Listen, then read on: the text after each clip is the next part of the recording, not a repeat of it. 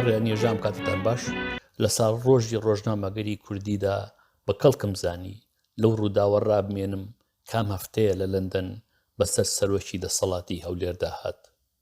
من ڕێبوار فەتاحم بایەخم زۆرتر بە بابەتی ڕۆشنبیریە سوپاسیەوە دەکەم کە سەبسکرایبێم کەناڵە بکەن.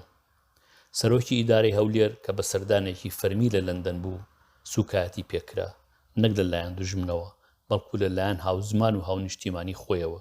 پێویستە ئەوەش بڵێم لە چواردەی ژیانم لە بەریتانیا تەنیا یەک جاری دیکە مامەڵەکردنی سەرۆکی ڕژێمێکم بەو جۆرە دیوە، ئەویش دیکتاتۆری چیلی بوو.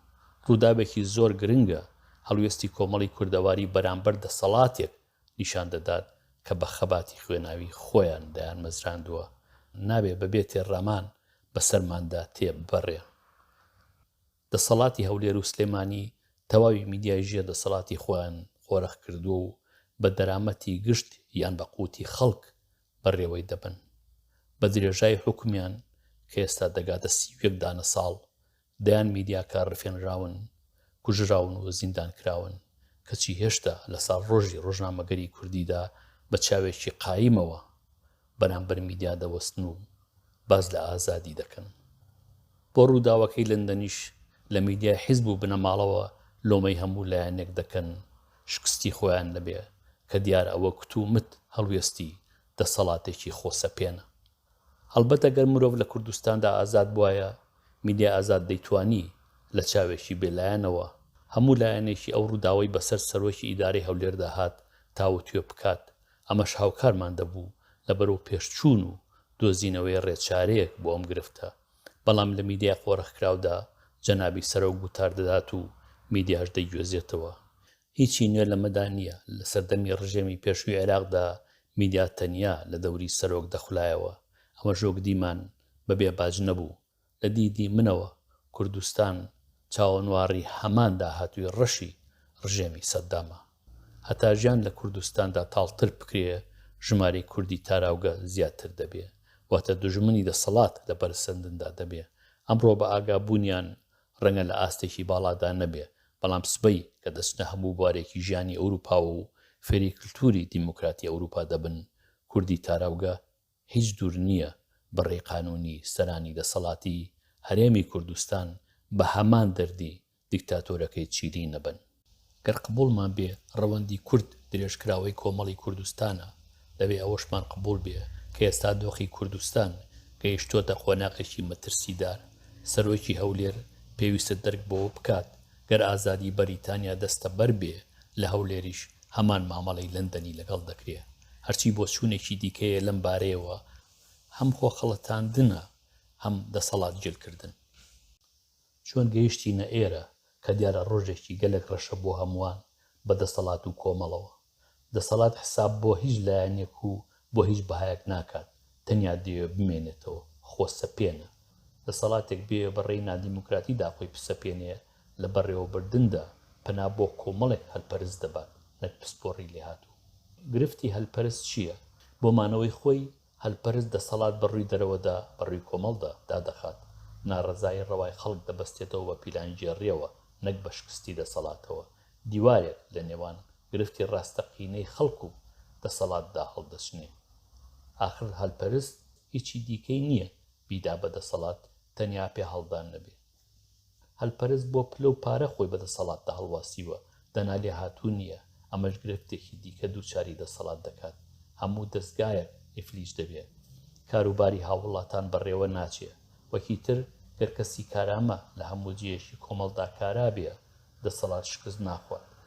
بە کورتی هەلپەرست هەم شکست بە دەسەڵات دێنێ پسپۆڕ نییە، هەم شکستی لاجوان دەکات بۆی کە ناڕەزایی ڕەوای خەڵک وەک پیلانجێڕان بۆ دەسەڵات نمایش دەکات. دیارە هەلپەرست و دەسەڵاتی خۆسەپێن بەبێ یەکتر ناژین. دەسەڵات حەز دەکات تەنیا ئەوە ببیستێ کە خۆی دەخوازێ، گوایە کارامەیە، ئاسوێ ڕۆشن و فراوانە، گەل و نیشتیمانی حەساندۆتەوە. بەم جۆرە دەسەڵاتی خۆسەپێن خۆی زەمینە دەسازێنێ بۆ نزیکردنەوەی هەلپەرست. لەگەڵەوەشدا کە دژی هەموو تونند و تیژیەکەم ڕێیەکی ئاشتیانە نابینمەوە بۆ ڕزگاربوون. لەژێر دەسەڵاتی خۆسەپێندا هەموو مێکانیزمێکی گۆڕانکاری و ڕادەستکردنی ئاشتیانە پەکخراوە. بۆ نمونە لە هەڵبژاردندا فێڵ دەکەن، بە تونند و تیژی دەنگدێن و دەنگ دەگۆڕن، سیستمی هەڵبژاردن لە بەرژەوەندی خۆیان دەگونجێنن، کۆمیسیۆنی هەڵبژاردن کە پێویستێ بێ لایەن بێ و پاکی هەڵبژاردن بپارێزیە خۆیان پڕی دەکەنەوە و زۆر تەکنیکی دیکە بەکاردەهێنن بۆ خۆسەپاندن. هەروەک لەژێر سایەی خۆسەپێندا کۆمەڵێکی هوشیار پەروەردە نابێ، چونکە دەستگای ڕۆشنکردنەوەی کۆمەڵ لە کار خراوە و تەنیا دەستگایە کارا بێ ئەوانن کە لە بەرژەوەندی دەسەڵاتی خۆسەپێندان جوانی دەکەن دەیڕازێننەوە. بۆ نمونە لە میدیادا بەردەوام باسی مەزنی سەرکردەیەکە کە خەڵکی بێزی لێ دەبێتەوە.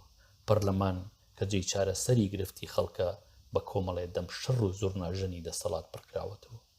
دەسەڵات دەیەوێ هێندەی دەکرێ هەموو جمگەیەکی کۆمەڵ کۆنترۆل بکات، هەم بۆ ئەوەی خەڵک هەست بە چەوسانەوە نەکات، هەم بۆ گەمژاندنیان. ئەوانش کە هەستی پێدەکەن بە هێزی چەکدار کۆنترۆل دەکرێن، کەوەکی تر ئەو هێزانە سەر و سامانی خەڵک دەپارێزن.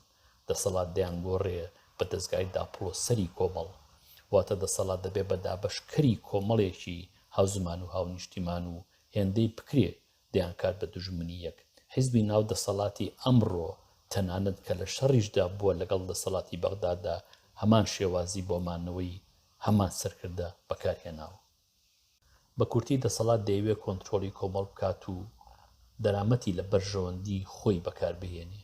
هەروەک کۆمەڵ دەیەوێت لەو دۆخە نالەبارە ڕزگاری بێ کە دەسەڵات دووچاری کردووە.